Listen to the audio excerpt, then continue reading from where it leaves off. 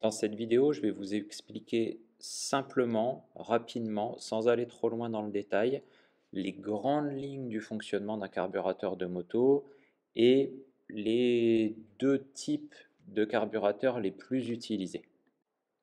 Pour le fonctionnement d'un moteur à combustion interne, tel qu'un moteur de moto, moteur 4 temps, ce fonctionnement résulte du mélange entre un carburant qui est l'essence et un comburant qui est l'oxygène. L'essence arrivant par le réservoir, l'oxygène arrivant par la boîte à air filtrée via le filtre à air. Il va falloir mélanger ce carburant et ce comburant et c'est justement le rôle du carburateur.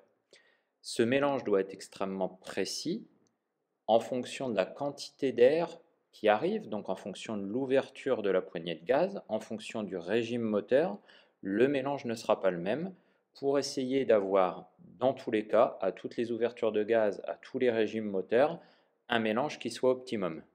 Pour que le fonctionnement du moteur puisse être optimum, il faut que le carburateur vaporise le mélange d'air et d'essence. On ne doit pas avoir de l'air qui arrive d'un côté, de l'essence qui arrive de l'autre, il doit vraiment vaporiser ce mélange. Il va se produire quelque chose dans le carburateur qu'on appelle l'effet Venturi qui va vaporiser ce mélange. Et si on a un mélange qui est parfaitement homogène et parfaitement vaporisé, on va pouvoir remplir plus rapidement, plus facilement la chambre de combustion avec un remplissage parfaitement homogène et une combustion qui sera la plus proche possible de la perfection. Le premier élément qui va nous intéresser dans notre carburateur, c'est le boisseau. Donc le boisseau, vous le voyez avec la flèche bleue, c'est un élément qui va commander par la poignée de gaz, dans le cas d'un carburateur conventionnel, comme j'en ai mis le schéma, va se lever ou se baisser, augmentant ou diminuant la masse d'air aspirée. Plus vous aspirez d'air, plus vous aspirez de carburant, plus vous avez d'air et de carburant dans votre moteur, plus vous allez augmenter la puissance, la capacité d'accélération de votre moteur. Ce carburateur dit conventionnel, avec le câble de gaz qui actionne directement le boisseau, a l'avantage d'être peu coûteux, d'être assez simple. Par contre, il a un inconvénient majeur au niveau du fonctionnement, et c'est pour ça qu'il ne peut pas être utilisé sur des motos très performantes, c'est qu'il ne s'adapte pas du tout à la demande du moteur. C'est-à-dire que si vous mettez à bas régime une forte ouverture de gaz brutale, vous allez avoir une tendance à l'engorgement de votre moteur. Parce que vous allez ouvrir complètement votre boisseau, augmenter très rapidement votre quantité d'air et votre quantité d'essence, alors que votre moteur n'a pas encore pris de tour. Et donc on a cet effet d'engorgement qui est nuisible à la souplesse du moteur et qui nuit aussi aux performances. Sur des machines plus performantes, on va préférer utiliser un carburateur dit à dépression. Dans le carburateur à dépression, le boisseau est relié à une membrane qui va le faire monter, un ressort va le faire redescendre, et cette fois-ci, le câble de gaz n'est plus accroché directement au boisseau, mais il est accroché à un papillon qui va s'ouvrir plus ou moins en fonction de la rotation de la poignée de gaz. Le gros avantage de ce système, c'est qu'on a plus ce phénomène d'engorgement.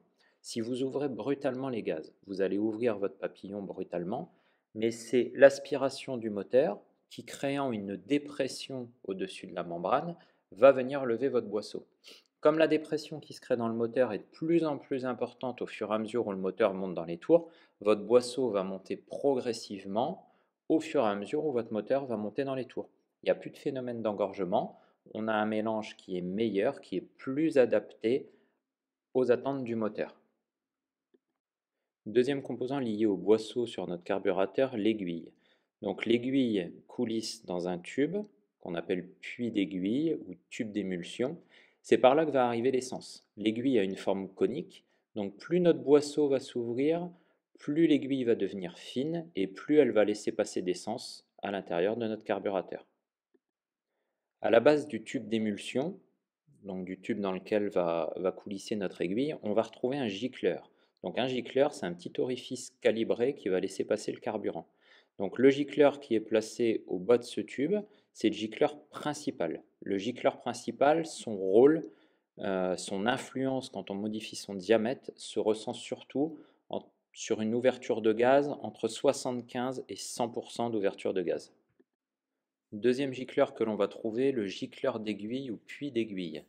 Donc celui-là, lorsqu'on va chercher à modifier son diamètre, ça sera pour modifier la quantité d'essence injectée pour des ouvertures de gaz entre 0 et 50%.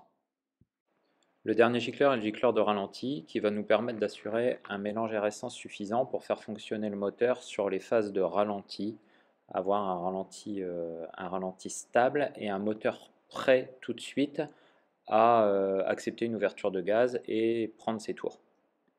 Notre moteur va avoir besoin d'avoir une réserve d'essence pour fonctionner sans coupure.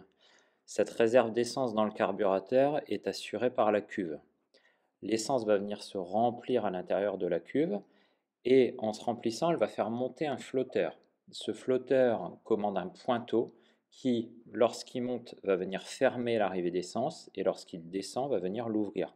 Comme ça, les variations d'essence qui vont se faire au niveau de la cuve, quand notre flotteur descend, l'essence vient arriver et remplir la cuve. Quand le flotteur remonte, le pointeau ferme l'alimentation et notre niveau se stabilise. Il reste encore sur notre carburateur quelques éléments essentiels, mais on ne va pas rentrer plus loin dans le détail. Donc, premier élément essentiel, la vis de richesse, dont vous avez sûrement entendu parler. C'est une vis qui va régler la richesse au ralenti, un des principaux réglages qu'il y a à faire sur notre carburateur. On aura ensuite une vis qui va permettre de régler le régime de ralenti, et ensuite un dispositif de starter. Donc le dispositif de starter, qui est une commande actionnée par un câble, va permettre de venir enrichir artificiellement le mélange pour faciliter les démarrages à froid. Une moto comporte autant de carburateurs qu'elle a de cylindres.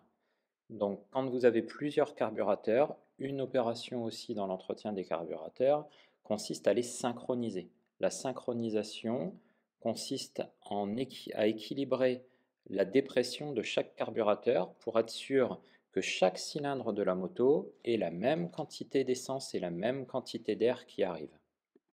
J'espère que cette explication, que j'ai essayé de faire la plus simple possible, je suis volontairement pas allé trop loin dans les détails. L'idée était juste de comprendre les principes de base du fonctionnement des carburateurs. J'espère que ça pourra vous aider. N'oubliez pas surtout, si la vidéo vous a plu, à vous abonner à la chaîne, à mettre un pouce bleu, à activer la cloche de notification et à mettre des commentaires si vous avez des questions.